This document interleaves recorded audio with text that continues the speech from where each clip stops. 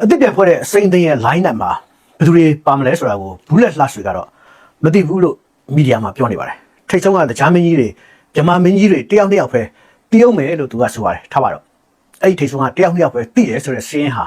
ကျွန်တော်တို့စီကိုတော့ရောက်လာပြန်ပါပြီထုံးစံတိုင်းဒရာမာတွေဘာတွေခင်းရမယ်ဆိုလို့ရှိရင်တော့မိမိတို့ဤဖျဲသည့်ထံမှာရတော့သတင်းဘာညာဆိုတာမျိုးပြောရမှာပေါ့လေ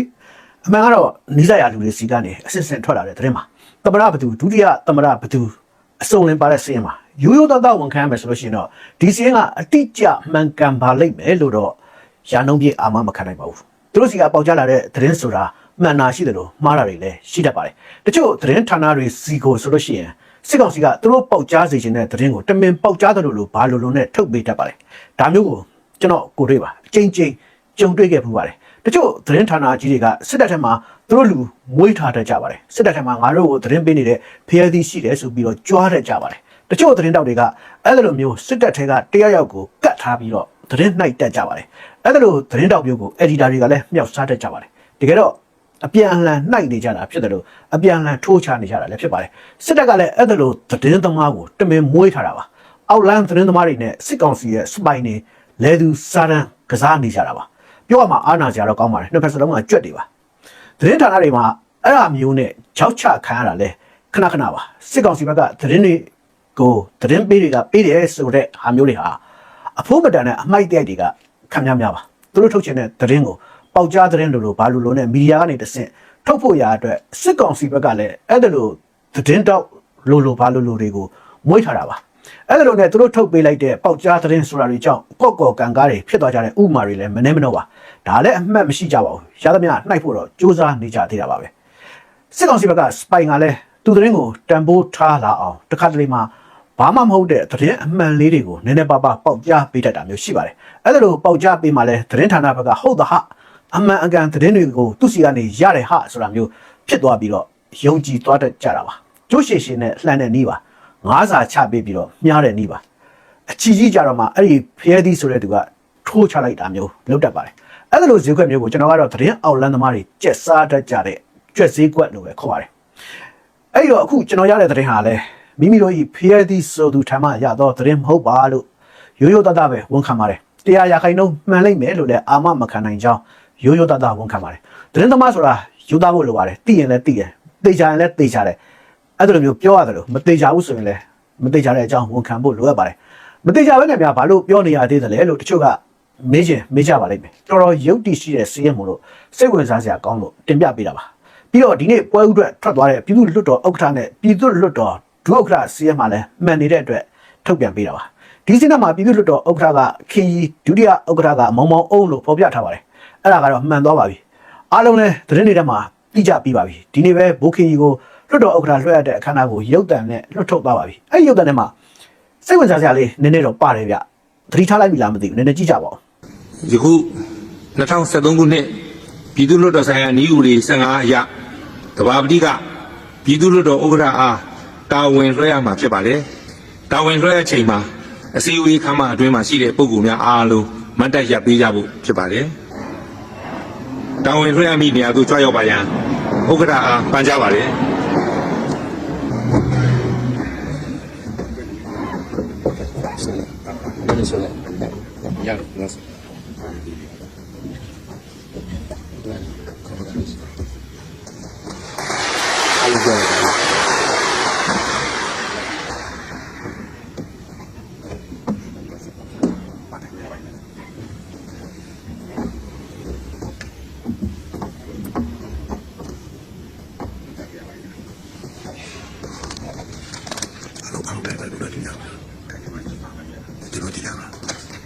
ဘယ်နေရာကစိတ်ဝင်စားစရာကောင်းတာလဲဆိုတော့အစုံသားလေးမှာဘိုးခင်ကြီးတူတူလေးမေးပုံကစိတ်ဝင်စားစရာကောင်းတာပါဘာလို့စိတ်ဝင်စားစရာကောင်းတယ်လဲဆိုတော့ရုပ်သိရုပ်ဘွားကိုပြပြတရုပ်ဖော်သွားတဲ့အမေးလေးမို့လို့စိတ်ဝင်စားစရာကောင်းတာပါဟိုကပြောတာက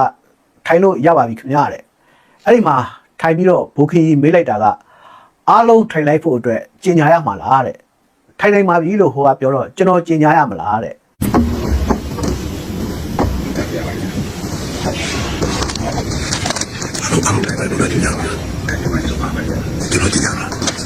ဟိုတဘာပတိဆိုတဲ့လူကတော့စိတ်ထဲကဆဲသွားသေးသလား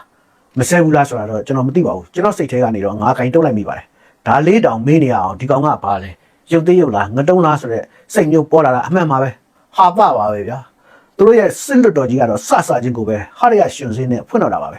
စစ်လွတ်တော်ကြီးလို့ကျွန်တော်ကဘာကြောင့်သုံးတယ်လဲဆိုတာကိုတော့အားလုံးသဘောပေါက်ကြပြီးဖြစ်မယ်ထင်ပါတယ်ဒီထက်မှာစစ်ဝတ်စုံဝတ်ပြီးတော့တက်လာတဲ့လက်ရှိစစ်သားနဲ့စစ်ဝတ်စုံချွတ်ပြီးအရက်ဝတ်ပြောင်းလာတဲ့တက်ထွက်စစ်သားတွေအကြီးပဲလိုမိုးလို့ပါအရက်သားက10ရာခိုင်နှုန်းတောင်ပြည့်မယ်မထင်ပါဘူးပြည်သူ့လွှတ်တော်ရဲ့ဒုတိယဥက္ကဋ္ဌကတော့အမြန်ထားတင်းတင်းသဘောထားတင်းတင်းနဲ့ရခိုင်ပြည်နယ်မှာဝန်ကြီးချုပ်လုပ်ခဲ့တဲ့မောင်အောင်ပါရထားတဲ့စင်းထဲမှာသမ္မတကမင်းအောင်လှိုင်ဒုသမ္မတထဲမှာဒုသမ္မတ1ကညိုစောဒုသမ္မတ2ကဒေါ်တွဲဘူးအမျိုးသားလွှတ်တော်ဥက္ကဋ္ဌကအောင်လင်းထွေးအမျိုးသားလွှတ်တော်ဒုဥက္ကဋ္ဌကဦးနော်တောင်ကာကွယ်ရေးဦးစီးချုပ်ကစိုးဝင်းသမ္မတရုံးဝန်ကြီးကစိုးသိန်းနေဆက်ရေးဝန်ကြီးကဒုတိယဗိုလ်ချုပ်ကြီး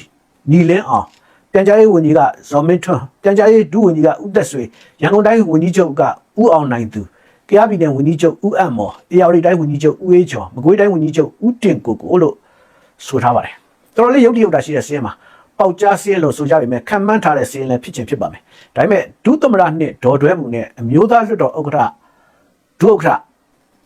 ဦးနော်တောင်ဆိုတာကိုတော့နည်းနည်းတန်တရားဖြစ်မိပါတယ်ဒုသမ္မတနှစ်တို့အမျိုးသားလွှတ်တော်ဒုတိယဥက္ကဋ္ဌတို့ဆိုတဲ့နေရာမျိုးတွေကိုတိုင်းရင်းသားတွေကိုပအောင်ထည့်ထည့်ကြတာကတော့အမှန်ပါပဲအဲ့တော့တိုင်းရင်းသားဖြစ်ဖို့ကတော့များပါတယ်ဒါပေမဲ့ဒီလူတွေဒီနာမည်တွေဟုတ်ပါမလားဆိုတော့နည်းနည်းတန်တရားဖြစ်မိပါတယ်အရေးကြီးတဲ့နေရာက3နေရာပဲရှိပါတယ်အဲ့ဒါကသမ္မတနေရာကာကွယ်ရေးဦးစီးချုပ်နေရာနဲ့အမျိုးသားလွှတ်တော်ဥက္ကဋ္ဌနေရာတွေပါသမ္မတကဘုံမင်းအောင်လှိုင်ဆိုတာတော့တော်တော်ကြီးကိုဖြစ်နိုင်ပါတယ်ဘာကြောင့်ဖြစ်နိုင်တယ်လဲဆိုတော့ဘိုခင်ကြီးကလွှတ်တော်ဥက္ကဋ္ဌဆိုတော့သမ္မတနေရာကိုသူလက်လွတ်လိုက်ရပြီဆိုတာသိကြသွားပါပြီသူဟာအခိုင်ခံတက်တက်ဆိုတာကလည်းတိတ်သေးကြနေပါပြီခုနဗီဒီယိုကိုပဲကြည့်ပါလေထိုင်ခိုင်းဖို့ကျွန်တော်ကကြင်ညာရမှာလားဆိုတာကိုတောင်မှမေးနေရဖို့ပေါ်တာကြည့်ပါတော့ကဘာပြက်ကနေမှလူဖြစ်လာရတဲ့သူတို့ဟိုဟာမလုပ်တဲ့ဒီဟာမလုပ်တဲ့နဲ့ရောင်းချချဖြစ်နေပုံကြည့်ုံနဲ့ဒီလူဟာဇက်လိုက်လည်းမဟုတ်ဘူးလူချမ်းလည်းမဟုတ်ဘူးလူပြက်အစ်စ်မယ်ဆိုတာသိနိုင်ပါပြီဘိုခင်ကြီးကိုသမ္မတနေရာကဖယ်ခိုင်းလိုက်ပြီးဆိုကြတဲ့ကဘုံမင်းအွန်လိုင်းသမ္မတလုပ်ဖို့ကတေချာတလောက်ဖြစ်သွားပါပြီထုံးစံကအနိုင်ရပါတီရဲ့ဥက္ကဋ္ဌကပဲသမ္မတလောက်ရတာဆိုတော့တော်ယုံလူကိုနေရာလွှဲပေးဖို့အတွက်တော့သူ့ကိုသမ္မတယာတုကနေဖယ်ခိုင်းမယ်မထင်ပါဘူးသူ့ကိုဖယ်ခိုင်းတယ်ဆိုရင်ဘုံမင်းအွန်လိုင်းအတွက်ပဲဖြစ်ပါလိမ့်မယ်ဒါပေမဲ့နားမလည်နိုင်တာတခုကဘုံမင်းအွန်လိုင်းသမ္မတလုပ်မယ်ဆိုလို့ရှိရင်ဘာလို့များနိုင်ငံတော်အတိုင်ပင်ခံကောင်စီဆိုတာကြီးကိုဖွဲ့ရတာပါလဲအဲ့ဒီချက်ကိုတော့နည်းနည်းနားမလည်ဖြစ်မိပါတယ်ဘုံမင်းအွန်လိုင်းသမ္မတဆိုလို့ရှိရင်သမ္မတအာဏာနဲ့အကုန်လုံးကိုထိန်းလို့ရပါပြီဘာလို့များအတိုင်ပင်ခံကောင်စီဆိုတာကြီးကလိုနေသေးတာပါလဲဘာလို့ဖို့ဖွဲ့တာပါလဲတချို့ကပြောကြတာကတော့စစ်တပ်ကိုလှမ်းထိန်ချုပ်ဖို့ဖွဲ့တာလို့ဆိုကြပါတယ်စစ်တပ်ကိုလှမ်းထိန်ချုပ်ဖို့ဆိုတာကလည်းအမျိုးသားကာကွယ်ရေးနဲ့လုံခြုံရေးကောင်စီဆိုတဲ့ကာလုံရှိနေပြီသားပဲကာလုံထဲမှာသမ္မတရောကာကွယ်ရေးဦးစီးချုပ်ရောဒုတိယကာကွယ်ရေးဦးစီးချုပ်ရောပါနေတာပဲလေအဲ့ဒီကနေလှမ်းထိန်ရင်ရနေပါပြီအဲ့ထက်ပို့ပြီးတော့ကျေပြတ်နဲ့အဖွဲ့နဲ့လူများနဲ့ဆွေးနွေးစရာ platform လိုချင်လို့ဖွဲ့ထားတာမျိုးများဖြစ်နေသလားတော့မဆိုတတ်ပါဘူးပြီးခဲ့တဲ့9နှစ်တာကာလအတွင်းဇက်ခုံနောက်ကနေပြီးတော့လှုပ်ရှားခဲ့တဲ့လူတချို့စင်မော်တက်လာကြမလားဆိုတာကိုလည်းစဉ်းစားမိပါတယ်ကာကွယ်ရေးဦးစီးချုပ်ကစိုးဝင်းဆိုတာမှန်လို့ရှိရင်လည်းစိတ်ဝင်စားကြဖြစ်ပါတယ်ဗိုလ်တန်းရွှေလောက်တယ်လို့သူနဲ့အဆင့်နီးတဲ့လူတွေအကုန်အတူတူတပါးတည်းခေါ်သွားတာမျိုးမလုပ်တော့ဘူးလားဗိုလ်တန်းရွှေကတော့ငါထွက်ရင်မင်းတို့လည်းထွက်ဆိုပြီးတော့သူနဲ့မတွေ့မကွာလူတွေကိုအကုန်ခေါ်ချသွားပြီးတော့အငယ်တွေကိုအစားထိုးပါတယ်သူ့ကိုတော်ယုံနဲ့မလန်ရဲအောင်လုပ်တဲ့သဘောပါပဲဘုံနေဝင်းတုန်းကလည်းအဲ့ဒါလိုလုပ်တာပါပဲအခုလဲဘုံမင်းအောင်လိုင်းကအဲ့ဒါလိုမျိုးပဲစိုးဝင်းကိုအပါခေါ်သွားပြီးတော့အငယ်တွေနဲ့အစားထိုးလိုက်မယ်လို့မှတ်ထားကြတာပါအဲ့ဒါလိုမဟုတ်ဘူးဆိုလို့ရှိရင်တော့စိတ်ဝင်စားစရာဖြစ်နေပါတယ်တကယ်တော့ကာကျုပ်ထွက်သွားရင်ဒုက္ခကျုပ်နဲ့အစားထိုးတယ်ဆိုတာကရိုးရိုးဖြစ်စင်မှာအဲ့ဒါလိုဖြစ်စင်အတိုင်းဖြစ်နေတာကိုကစိတ်ဝင်စားစရာဖြစ်နေတာပါဘာလို့လဲဆိုတော့စစ်ဗိုလ်ချုပ်တွေဟာဘယ်တော့မှရိုးရိုးအတိုင်းဖြစ်စင်အတိုင်းမလုပ်ဖဲနဲ့အကွက်အမျိုးမျိုးနဲ့ကလဖန်ထိုးကစားတတ်ကြတဲ့လူတွေမလို့ပါတနေ့ကစစ်နီလာကမှာဘိုးစိုးဝင်းကိုမတ်တက်ထားပါဆိုတဲ့ဖြစ်စဉ်ကလည်းလူအများစိတ်ဝင်စားစရာဖြစ်ခဲ့ပါတယ်ဘာလို့သွားသတိရမိတယ်လဲဆိုတော့ဥနေဝင်းစင်ကနေမှာထွေးကန်ယူကစန်းဆိုပြီးတော့လူတွေဟာတာလောက်ကြတဲ့ကိစ္စကိုတော့သွားသတိရမိပါတယ်နေဝင်းကနောက်ဆုံးမိန်ကွန်းမှာသူယာဒူးတုတ်ထွက်ကြောင်းကြေညာတော့သူအရှင်လက်စင်ပေါ်မှာမတ်တက်ကြီးရှိနေတာကိုတောင်မှကိုယ်တိုင်မကြေညာဘဲနဲ့ထွေးဟန်လာစန်းဆိုပြီးတော့ဥထွေးဟန်ကိုစားဖတ်ခိုင်းသွားပါတယ်နှုတ်ထွက်ကြောင်းကိုကိုယ်တိုင်ကြေညာအမှကိုရှက်လို့လားတိတ်ခါကြတယ်ထင်လို့လားမသိပါဘူးအခုလည်းဘုံမင်းအောင်လိုင်းက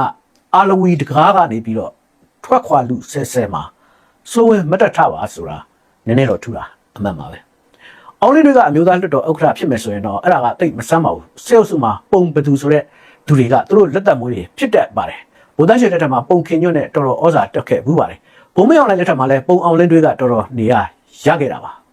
အခုထွက်လာတဲ့စီရင်မှန်သလားမှားသလားဘလောက်မှန်ပြီးတော့ဘလောက်မှားတယ်လဲဆိုတာရက်မကြမီမှာသိကြရတော့မှာပါပြည်တော်စုလွှတ်တော်ခေါ်ပြီးရင်စီရင်အပြည့်စုံထွက်လာဖို့တိတ်မကြတော့ပါဘူးဒါပေမဲ့တကယ်တမ်းမှာဒီစီရင်မှန်ဆိုတာဟာဆယ်တန်းစာမိုးဝဲမတိုင်ရင်ထွက်လာတဲ့ sport တွေဘလောက်တော့မလဲဆိုတာလောက်တောင်မှရင်ခုန်စရာမကောင်းပါဘူးဘယ်ကောင်သမရလို့ဘယ်ကောင်ကာချုပ်လို့သိကြတာကတော့စစ်အာဏာရှင်စနစ်ကဘာမှပြောင်းလဲသွားမှာမဟုတ်ဘူးဆိုတာပါပဲစစ်အာဏာရှင်စနစ်ကဘာမှမပြောင်းလဲဘူးဆိုမှတော့ဘာကများရင်ခုန်စရာရှိအောင်မှာပါလေဗျာ